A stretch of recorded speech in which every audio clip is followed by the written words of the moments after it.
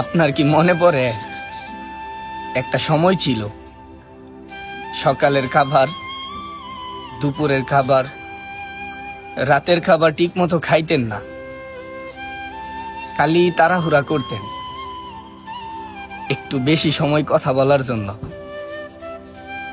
আর আজ কত দিন হইয়া গেল, একটা মেসেজও করেন না, একটাবার খোঁজও নেন না কেমন আছি।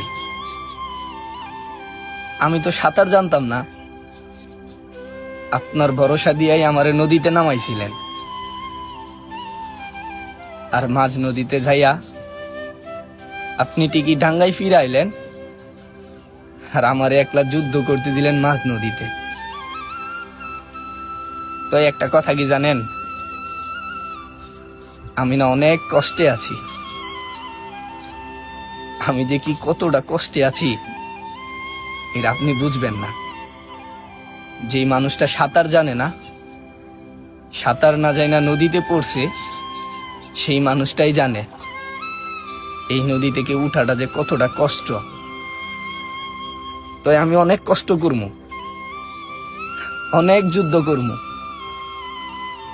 তো আর কারো হেল্প নিব না, কারো ভরসায় আর কোনো জায়গায় নামবো না।